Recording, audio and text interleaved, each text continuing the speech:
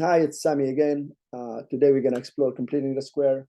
Completing the square gives a hard time to most students. I'm going to show you in this video a shortcut on how to do it a bit faster than what you've been taught in school. So pay attention to this. To complete the square, so you look at the first one here, we always take the coefficient of x, which is the -8, divide it by 2 and square it. And that gives us 8 divided by 2 is 4. 4 squared is 16. The negative becomes positive when you square it, so 16. Now what you do, and this is different from what you've been shown, you rewrite this as y equals x squared minus 8x plus 16, the number that's in here. Okay. And you factor this, and when you complete the square, it's easy to factor. You just put an x here, the sign after the x squared is negative, and then the square root of 16, which is 4, and you throw a square on here. So easy. Again, you just put an x here, the sign after the x square goes here, and then square root of 16, which is 4, and you put that right here. Or it's half of the 8, which is 4, either way. But now what's missing? There's a number missing that goes here. How do we figure out what we're gonna write here? And this is what makes this method easier than the other methods.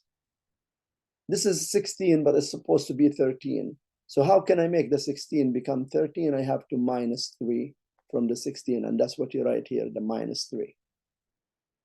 Very simple. Now let's explore it when it's, you have a 2 in front of the x squared, so you have a coefficient in front of the x squared. In this case, what you do is you follow the same thing. We have to factor out the 2 from here, and we factor out 2, and we get x squared minus 6x. And then you close the bracket. You ignore this number as we did ignore it in here. So we ignore this number for now. To complete the square, you take the -6, which is the coefficient of x, you divide it by 2, and you square it.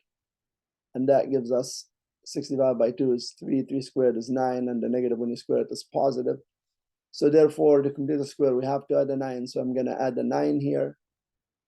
Now, of course, this factors into y equals 2. This will give me x, and then the sign after the x squared is minus, and then the square root of 9 is 3 squared.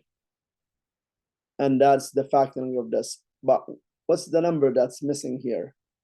Now, how do we do this? You look at the 2 here. If you multiply the 2 into the 9, you're gonna get 18. This 18, we have to make it equal -3. To make it equal -3, we have to minus 21. And therefore, that's what you write here, minus 21.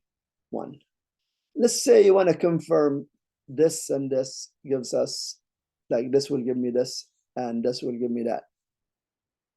Here how it goes. So if I take this here, rewrite it. So just square this, and when you square this, as you've seen in my last video, when you square a binomial, you square the first term here, which is x squared. Then you multiply the 2 into the x and the -4. So 2 times x is 2x times -4 is -8x. And then you square the -4 and you get positive 16. And then you still have the -3. That gives you x squared minus 8x. 16 minus 3 is positive 13. And as you see, it gave me this back. So this is confirmed. How about this one? So if we take this one, we write y equals 2 to square this again. X, you square that, you get x squared. Then multiply the 2 into the x into the -3, that gives you -6x. And then you square this, you get plus 9. And you have the minus 21 here. Let's distribute the 2 into there, you get 2x squared minus 12x plus 18. And then you still have the minus 21, which gives you 2x squared minus 12x plus 18 minus 21 will give you -3.